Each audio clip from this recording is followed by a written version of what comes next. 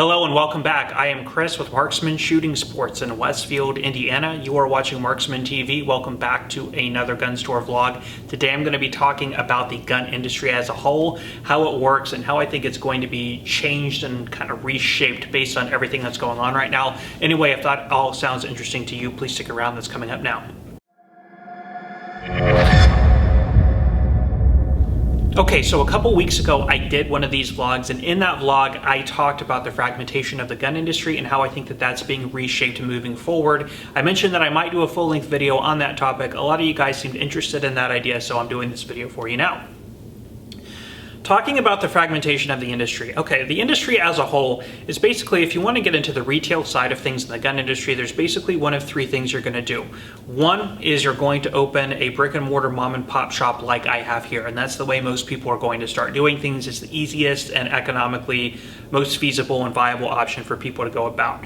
Number two is the big box store.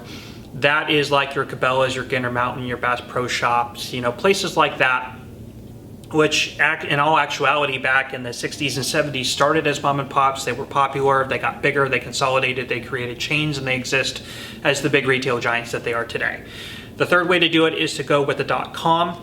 You see that with Bud's Gun Shop, Grab a Gun, Palmetto, and that's actually a relatively new phenomenon. Online gun purchasing really started taking off around 2012, 2013. So actually in the history of commerce in this country, especially the history of gun commerce in this country, it's actually a very, very new concept, very new to the market. And I think that that's going to lead to some changes coming in the future, and I'll explain more on that. If we compare the gun industry to other industries, let's talk corner grocery stores. The mom and pop grocery stores, from you guys, now this is before my time, but my parents had talked about this, and most towns and cities in every city in the country, everybody had the mom and pop family owned grocery store, corner drugstore you could go down to.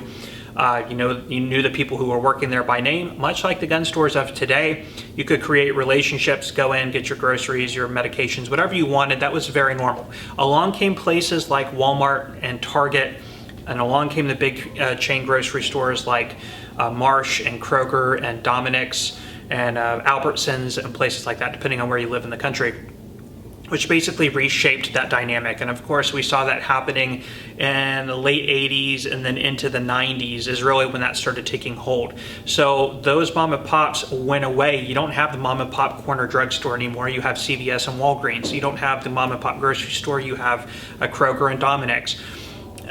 You don't have the mom and pop clothing brands anymore. Those were replaced by the big box store brands, Macy's and Penny's, and then now those are being weeded out by the .coms like Amazon. So there is sort of a three-tier step in the consolidation of businesses. Right now we are obviously in the era of the .com, of which guns are very, very new in that space. In big cities, you might have 3 or 4 mom and pop gun shops in just one city. Here in Westfield, Indiana, we have 2. Neighboring cities, Sheridan and Noblesville, we've got 2 more in those places. So, if we're in a 20-mile radius, there's about 8 or 9 gun stores. They're not big box stores or little stores like me. So there's really no other industry where the fragmentation is that obvious. Again, that is what other sectors looked like in the 70s and 80s, but not the gun industry. Now, of course, there's a couple reasons for that. Number one, in order to purchase a firearm online, it must be shipped to a dealer. So we have to exist, or the online model doesn't work. I think that will change, and I'll talk about that in a minute. The second thing is distribution. Okay, of course, because the online, the .com retailing is a pretty new phenomenon. Basically, how the manufacturers had to get the product into the marketplace was, let's take Smith & Wesson. Smith & Wesson has to manufacture guns. They have to ship them out to people to get them to market. Okay. How you get your products on the market? Unless Smith & Wesson wants to sell direct to the consumer, which no manufacturer wants to do, that's a logistical nightmare. You have to go through intermediaries, wholesalers, and retailers. Okay, the wholesalers, they can then sell all their products. If Smith & Wesson in 1 month wants to make, in 1 month, let's just say they make 1,000 M&P 15 Sports. That number is probably not correct, but we'll just go with that.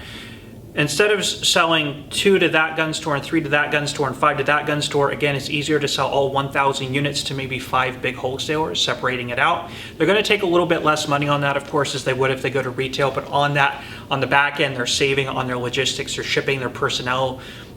People, they don't need warehousing to ship guns back and forth to go collect FFLs. They leave that up to the wholesalers. The wholesalers then work with a select group of retailers like myself. We then sell those guns to the public, you guys that are watching at home. Now, what's very interesting on the retail side of things is that's exactly how Colgate toothpaste and I don't know what are some other big brands, manufacturers of Tupperware and manufacturers of lawnmowers and manufacturers of hand tools, wrenches, and screwdrivers. That's how typically it would work. You would have wholesalers in those regards, and then they would sell them out to the mom and pop shops. Well, what happened is a big player like Walmart comes along and they create their own supply chains. There's actually really good documentaries on how Walmart did that, where it's like Colgate, if we don't sell direct to Walmart and we lose them as a buyer, like I think Walmart makes up like 30% of Colgate's business. That's a third of their business if they lose that buyer. So in that case, Walmart actually sets the tone of the supply chain, and that's what Walmart starts to be able to get that product way under cost compared to the mom and pops who are going through wholesalers. And in some cases, the wholesalers, they are paying more for those products than Walmart is. It's all about buying power. That is a phenomenon I'm just starting to see in the gun industry, and then I won't name the online retailers that this happens with.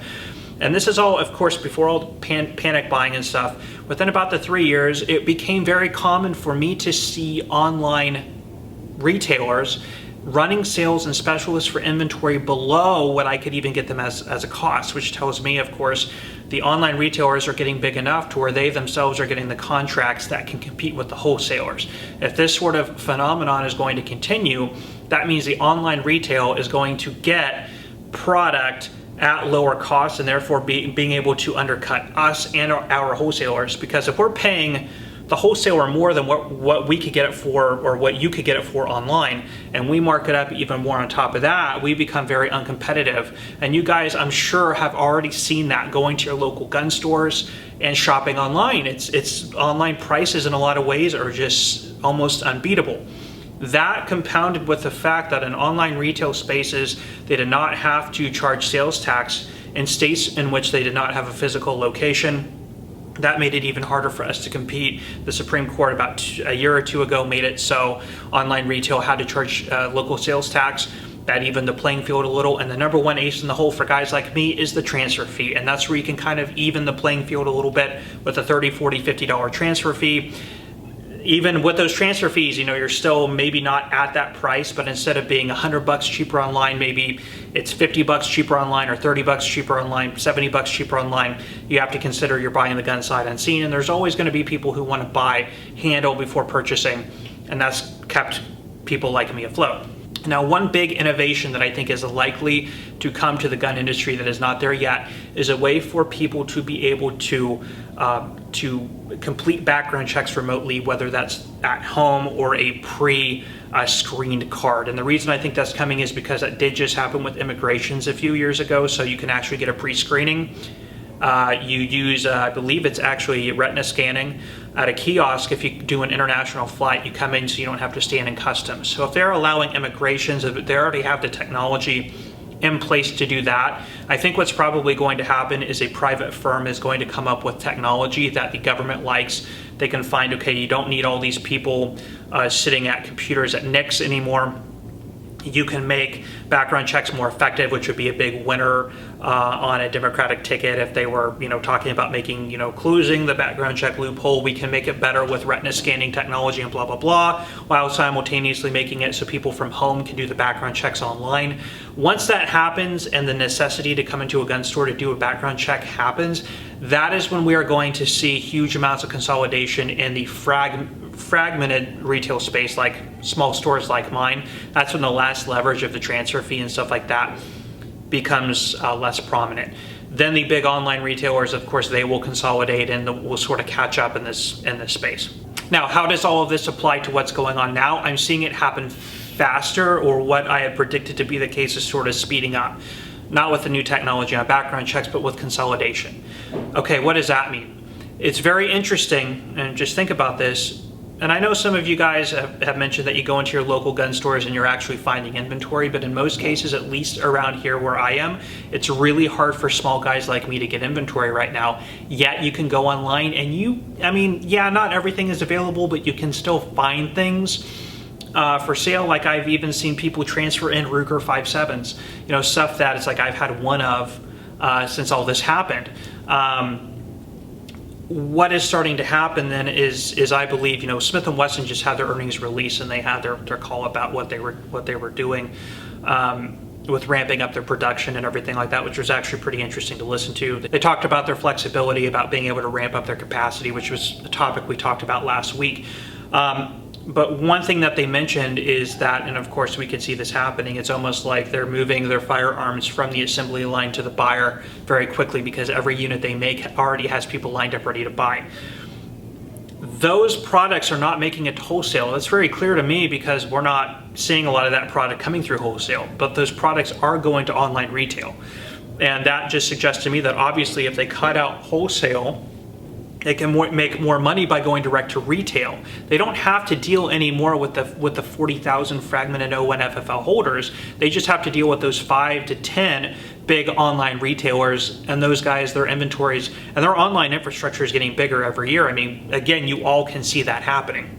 So what I predict is going to happen as a result of this is that manufacturers, as long as that demand is there, are going to say, what's the reason of going to wholesale? Just like Colgate toothpaste said, what was the reason of selling our toothpaste to different wholesalers when we can sell all of our toothpaste to, CVS, Walmart, Kroger, Walgreens, 5 to 10 big retailers that exist out there.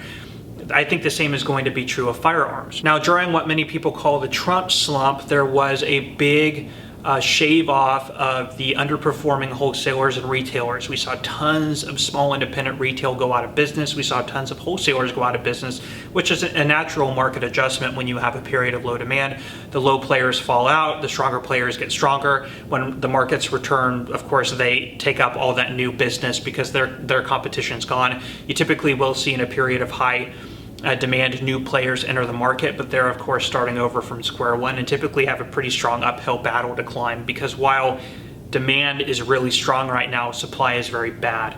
Of course, I mentioned last time, due to the outcome of the election, we're going to see supply either increase or decrease with the demand. I think manufacturers are waiting for that to happen, and Smith & Wesson more or less agreed with that notion in their earnings release. Now, Ruger's got their earnings release coming out, I believe, in a couple months, so that'll be interesting to listen to as well.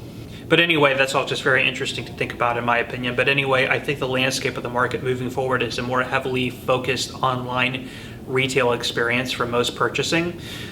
I think that those prices are going to get more and more competitive online. I think small retailers like me are going to have less and less options through wholesalers as they consolidate and as they get fewer numbers.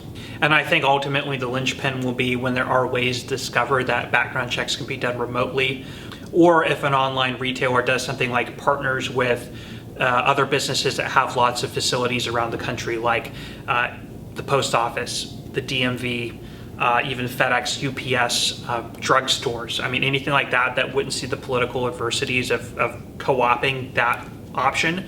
But if they were to say, if you're purchasing from us and you go into CVS to get your background check done, or if you go into the USPS center to get your background check done, the background check is free. A lot of people would probably choose to do that.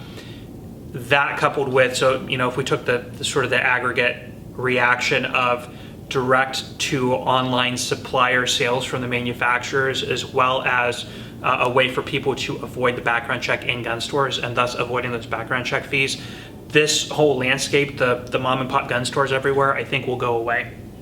And again, this is just all prediction for me. Just this exact thing has happened in virtually every industry in our current economy except the gun industry. So it's interesting. I think the gun industry and restaurants is another big one. And I worked in the restaurant industry as well. You still have a lot of small family run restaurants. It's hard to consolidate a supply chain to big chains because there's more than just the cost of the product. People buy the experience, but not so much when you're dealing with widgets like guns. But anyway, interesting to think about. I just wanted to kind of talk about it. A lot of you guys wanted to hear my thoughts on it when I sort of mentioned it in that last video, so here are my thoughts on it. If you guys enjoyed, please let me know by hitting that like button. If you want to see more content like this, please consider subscribing to my channel. I put out videos like this, vlogs about once a week, and of course the weekly used gun review. I'm not doing a whole lot on gun comparisons, of course, because there's not a lot of new products coming into the market, so that's why that stuff's been a little bit quiet. But anyway, guys, with all of that, I will leave you there. I am Chris with Marksman Shooting Sports in Westfield, Indiana. You are watching Marksman TV. I will see you next time.